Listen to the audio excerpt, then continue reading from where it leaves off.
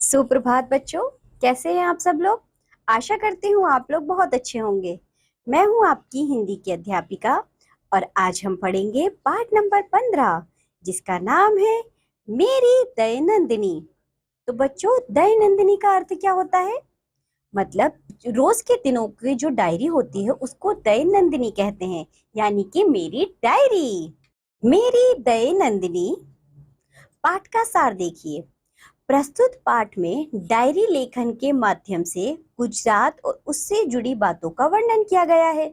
तो बच्चों, यहाँ पर बताया गया है कि किस तरह डायरी को लिखा जाता है। डायरी भी हिंदी की एक विधा है। आइए पढ़ना शुरू करते हैं। मुझे भ्रमण करने का बहुत शौक है। भ्रमण यानी कि घूमने का बहुत शौक है।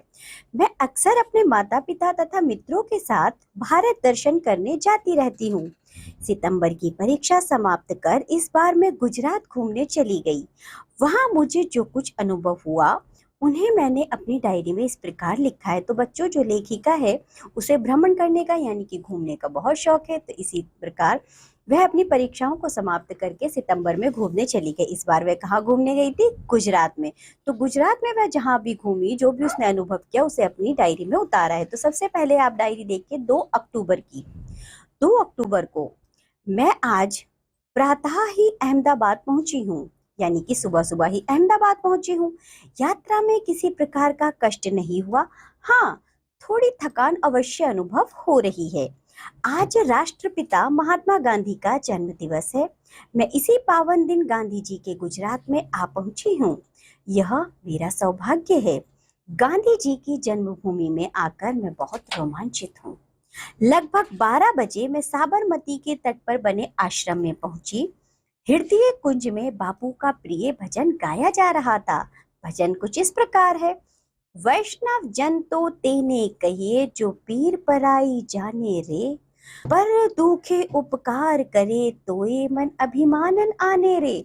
तो बच्चों, जैसे ही साबरमती के तट पर आश्रम में लेखिका पहुंची 12 बजे, तो वहां पर भजन हो रहा था जो कि इस प्रकार था। आगे देखो। भजन को सुनकर हृदय गदगद हो गया। सामने बापू का चित्र था। मैं भी भाव मग्न होकर भजन गाती रही। यह भजन नरसिंह मेहता का है। साय यानी कि शाम के समय देर से निवास स्थान पर लौटी।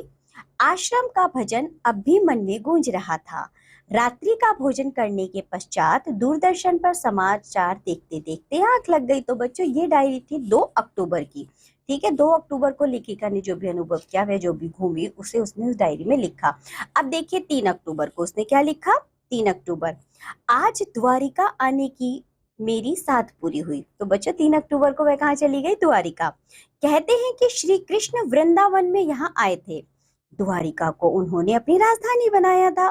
द्वारिका भारत के पश्चिमी किनारे पर स्थित है। इसे भारत का प्रवेश द्वार भी माना जाता है। श्री कृष्ण के बचपन के मित्र सुदामा उनसे मिलने यहीं आए होंगे। यहाँ देर रात तक मैं गुजरात का लोकप्रिय नृत्य गरबा देखती रही। स्त्री पुरुष गोल घेरा बनाकर नाच रहे थे। डांडिया ने मेरा मन मोह लिया। ये थी बच्चों 3 अक्टूबर की डायरी। अब हम पढ़ेंगे 4 अक्टूबर।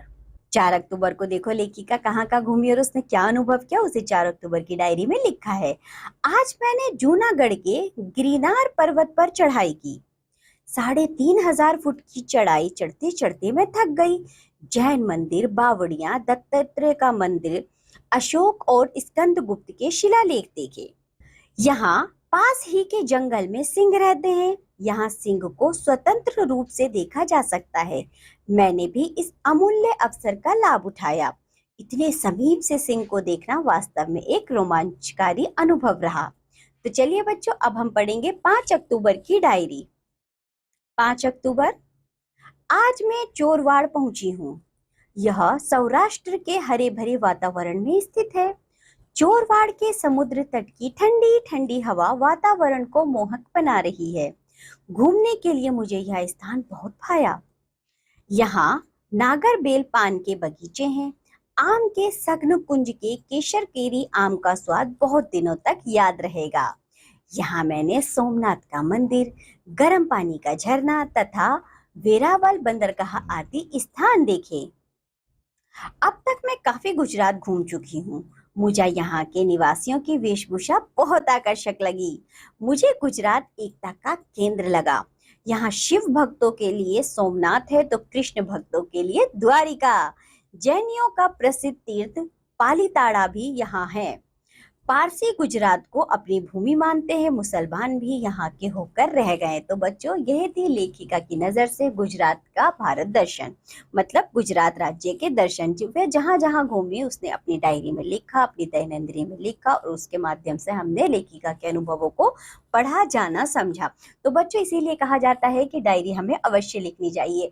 हम दिन भर जो भी कार्य करते हैं, जो भी हम पर बीतती है, कभी दिन हमारा बहुत अच्छा होता है, कभी सामान्य होता है, कभी बहुत दुख भरा होता है, तो हमें अपने अनुभव के आधार पर अपनी प्रत्येक दिन की डायरी अवश्य लिखनी चाहिए। यदि हम कहीं घूमने जाते हैं, कुछ हमारे साथ विशेष घटना होती है, उसे तो हमें अपनी डायरी में अवश्य लिखना चाहिए बच्चों। इससे क्या होता है, हमारी लेखन क्षमता भी बढ़ती है और हमारे लिखने की तरीके में भी वृद्धि होती है, प्रगति होती है, जिससे कि हम अच्छा लिख सकते हैं। तो चलिए अब आगे बढ़ते हैं।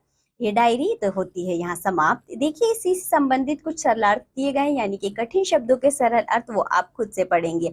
आइए इस पाठ से संबंधित अब हम अभ्यास कार्य करते हैं। सबसे पहले देखिए, सही शब्द से रिक्त स्थान भरो। 2 अक्टूबर को राष्ट्रपिता महात्मा गांधी जी का जन्मदिन होता है।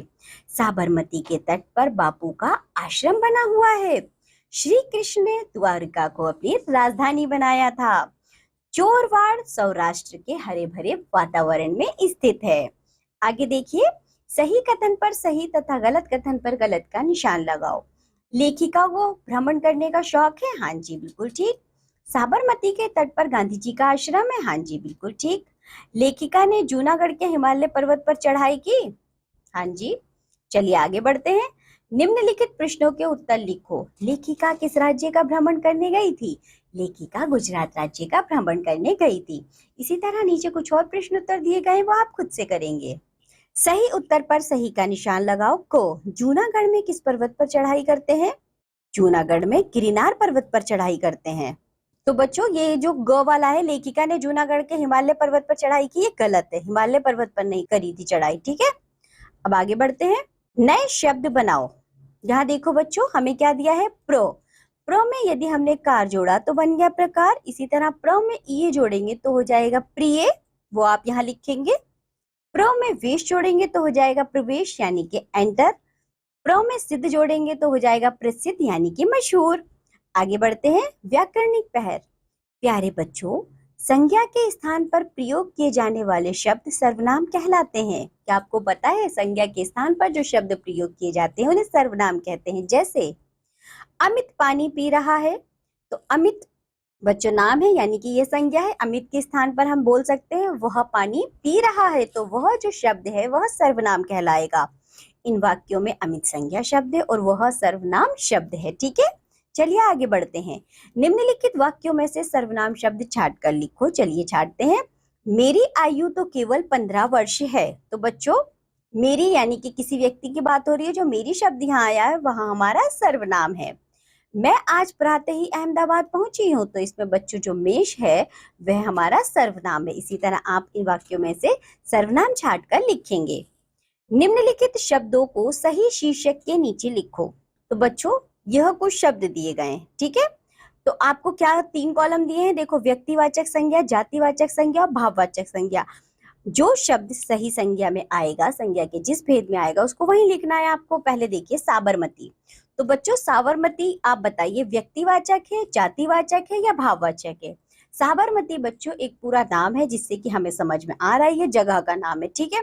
एक जगह का नाम है, इससे बहुत सारी जगहों का तो बोध नहीं हो रहा ना, तो आप यहाँ लिख सकते हैं ये है बच्चों व्यक्तिवाचक संज्ञा, ठीक।